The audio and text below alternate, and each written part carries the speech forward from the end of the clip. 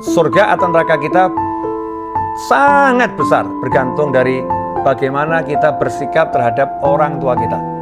Kalau kita bersikapnya benar, dapat ridha Allah. Bersikapnya nggak benar, dapat murkanya Allah Ta'ala. Itu yang pertama. Kalau udah paham seperti itu, maka prioritas yang paling tinggi adalah orang tua. Bukan istri, bukan anak, bukan cucu, bukan cicit. Ya, bukan istri, bukan anak, bukan cucu, bukan cicit. Jadi prioritas paling tinggi adalah orang tua. Termasuk orang tua itu adalah kakek nenek ke atas, dan juga ayah dan ibunya istri alias mertua ke atas. Itu orang tua kita. Itu orang tua kita. Top ya, paling tinggi prioritasnya itu ayah dan ibu. Nah, sekarang dalam satu masalah kita berbeda pendapat dengan ibu atau ayah. Gimana cara menyikapinya? Simple.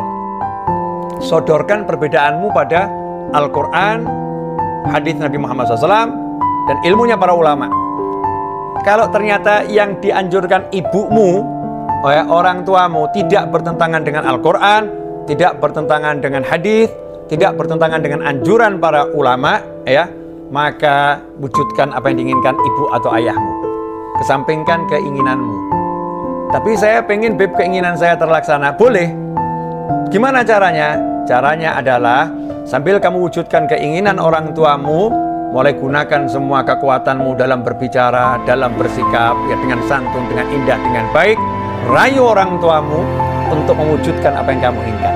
Contohnya saya dulu mau nyantri nggak boleh. Ibu saya melarang. Nggak boleh ke pesantren, nggak boleh kuliah ke kampus.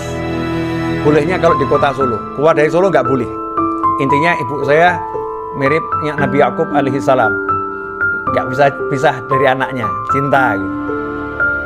Nah, sementara saya melihat pengennya kuliah di Bandung atau di Surabaya waktu itu, karena jurusan yang saya cari teknik informatika atau ilmu komputer adanya waktu itu yang bagus di ITB atau di ITS di masa itu ya, di ITB atau di ITS. Berarti udah pupus nih, nggak mungkin saya bisa ke Bandung atau ke Surabaya untuk ke ITB atau ke ITS. Saya turutin ibu saya nggak kuliah. Bayangkan ya, di sekolah itu ya nggak jarang dapat juara 1 atau juara 3, pernah juga juara 20 kan tetap juara ya. EQ di atas rata-rata. Guru-guru saya di sekolah mengatakan jangan sampai kamu nggak kuliah, sayang, eman-eman. 1 tahun saya belajar untuk UMPTN saat itu, tiba-tiba ibu saya ngomong seperti itu. Buat anak itu kan berat. Tapi ya saya pilih ibu saya karena di situ surga saya. Kampus nggak jamin saya masuk surga. Tapi kalau menurut ibu saya, jaminan dari Allah pasti masuk surga. Ridhollah fi ridhol walidain. Saya ikutin ibu saya. Tapi saya masih pengen belajar. Akhirnya tiba-tiba muncul ide, saya mau ke pesantren. Nggak lama. Kalau kuliah kan harus lama. Ke pesantren sebentar aja. Maka dalam waktu beberapa bulan, saya rayu ibu saya. Rayu, bener-bener dirayu. Berbulan-bulan dirayu. Boleh ya, ini biar diizinkan ke pesantren. Hanya sebentar saja, 6 bulan pulang. 6 bulan pulang. Harapan saya kalau udah nyantri nanti 6 bulan, nggak disuruh pulang. Harapannya. Alhamdulillah diizinkan. Subhanallah, nyantri 6 bulan, ternyata benar-benar disuruh pulang. Ya, benar-benar disuruh pulang. Waktu saya mau pulang, teman-teman di pesantren mengatakan, oh kamu kalau pulang nanti kualat sama ustadz ini. Kualat sama abuya. Oh kamu akan kena bencana ini. Baru 6 bulan, sudah mau pulang. Nggak bakal diizinkan nih. Abuya ini paling cinta sama orang cari ilmu. Jadi kalau baru cari ilmu sebentar pulang, tidak mungkin diizinkan. Ini udah kejadian di pondok ini, yang mau pulang nggak dapat izin nih.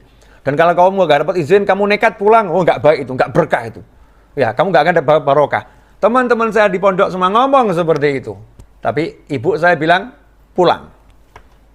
Ya, saya masuk masjid, sholat sunnah hajat 2 rakaat, minta sama Allah Ta'ala, ya Allah, saya mau ngadep guru saya mau pulang. Hasilnya apa? Subhanallah, guru saya lagi dipijit, ba'dal isya itu.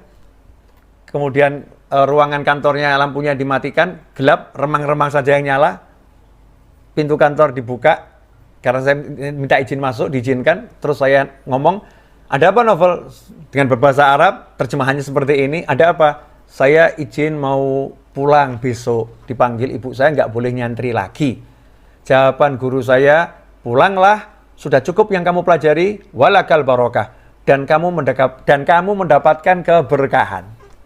Dan kamu mendapatkan keberkahan. Itu semua berkat karena tetap kita jadikan top priority adalah orang tua, ibu atau ayah, prioritas paling utama. Bahkan sebagian ulama mengatakan, kalau kamu mengutamakan anakmu di atas orang tuamu, maka kamu anak yang durhaka. Jadi kalau kita utamakan anak kita ini di atas orang tua kita, kita anak durhaka. Misal ibu sakit, anak sakit. Semua mau dibawa ke rumah sakit. Ibu minta dibawa berangkat rumah sakit dulu, istrimu bilang anak kita dulu.